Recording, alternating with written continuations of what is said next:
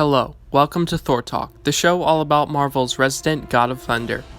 On this episode of Thor Talk, we'll be looking at how Marvel Studios cut and changed a movie without the director's approval. That movie is of course Thor the Dark World, which currently has the lowest Rotten Tomatoes score of any MCU movie. So now we're going to find out what went wrong on Thor Talk. I am Thor the Thunderer, son of Odin, Prince of Asgard, and this world is under my protection.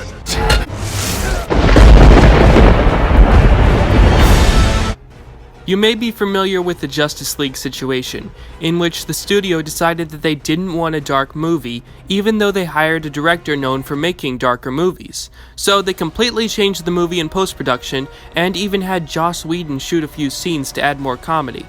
Well, this exact same thing happened with Thor the Dark World. Now, before we begin, let me preface by saying that I actually really like Thor the Dark World. But my opinion is obviously very biased as a Thor fan, and it's quite hard to ignore the fact that it's the lowest rated MCU movie on Rotten Tomatoes. So the question is, what went wrong?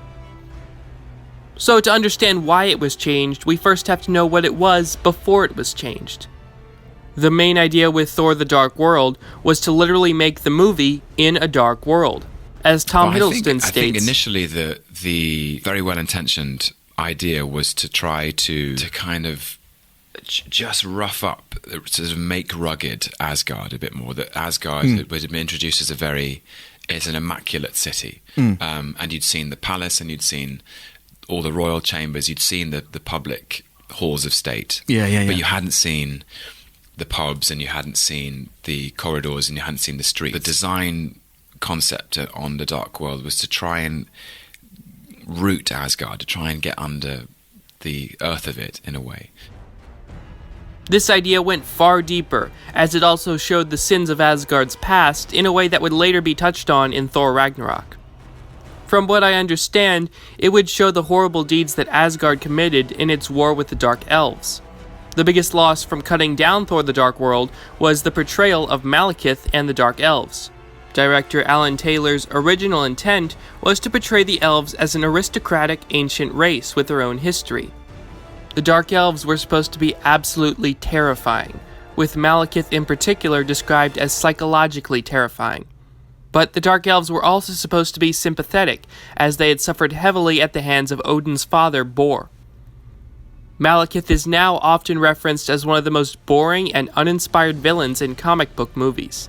But director Alan Taylor deliberately took steps to make sure this didn't happen. He wanted to avoid the typical cackling fiend, and had shot several scenes that gave an in-depth look as to why Malekith was the way he was. There were scenes of Malekith in a certain area of Svartalheim, remembering his wife and children, and how they had been lost to him. There were scenes of him remembering the actions of Bor that led to the decimation of his world. What happened? He killed them all. These scenes showed directly what drove Malekith personally: revenge, but revenge in a way that we could sympathize. There were also scenes showing Malekith and Algrim as having a brotherly relationship. Their relationship was to be comparable to that of Loki and Thor, only the Dark Elf relationship would have less betrayal. There was also an extended scene with Odin, where they discussed what had caused this ancient grievance between the Dark Elves and themselves.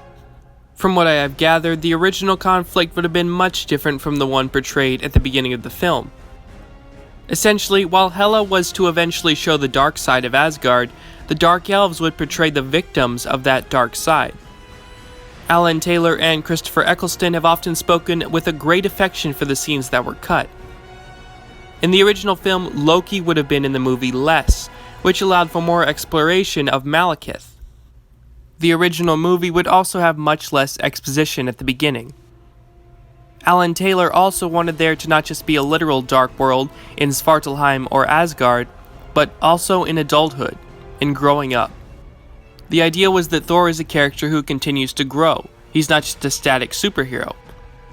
While in the first movie, all Thor seemed to want was the throne, in this movie he would realize that he can't be king and a good man. He comes to the same conclusion in the final cut, but in the original version it would have made more sense, as he finds the atrocities that the kings of Asgard have committed, and that the throne corrupted them. The biggest reason why this movie was so drastically changed is a result of what I like to call the Avengers effect. Essentially, Marvel operated with almost complete creative freedom in Phase 1. Then the Avengers came out and became the third highest grossing movie of all time, and the executives and shareholders took note of this and saw that there was money to be had at Marvel Studios. The executives and shareholders then meddled with the movies, doing their best to ensure that they could make as much money as possible from them. Every movie in Phase 2, with the exception of Winter Soldier and Guardians of the Galaxy, suffered heavily from studio interference. Iron Man 3's original female villain was cut because it wouldn't sell as many toys. Joss Whedon was forced to bog down Age of Ultron with scenes setting up future movies, and Edgar Wright left Ant-Man over creative differences after working on it for several years. While Marvel did manage to get their act together by Phase 3, Thor the Dark World suffered the most. Alan Taylor would later say that Marvel gave him complete creative control during filming, but changed it into a completely different movie in post-production. Despite the fact that they had hired a Game of Thrones director, the higher-ups at Marvel were upset that the tone of the movie was so dark, and wished to add more comedic scenes, making it a more light-hearted affair like Avengers.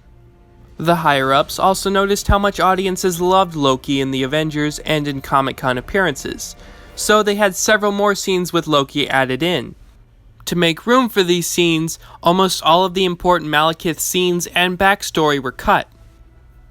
Also, the studio was worried that general audiences weren't going to be able to understand parts of the plot, so they added several exposition-heavy scenes, which is why the first half of the movie is so full of exposition.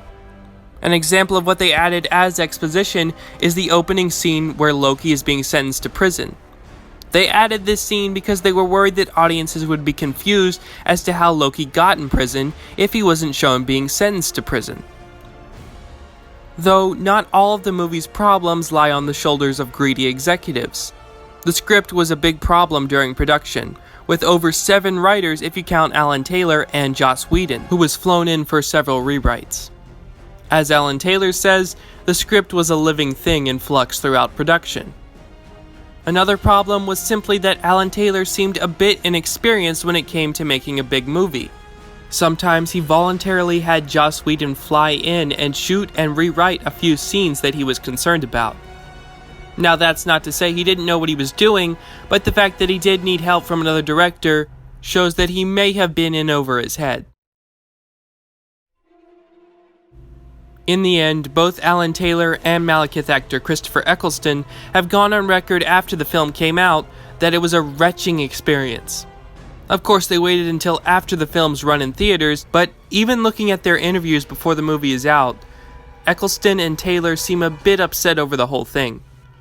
Interviewer to Alan Taylor: though there's a lot of exposition at the beginning, but after 45 minutes it really comes together. Alan Taylor's response: yeah, I think that is sort of the structure that was found in post.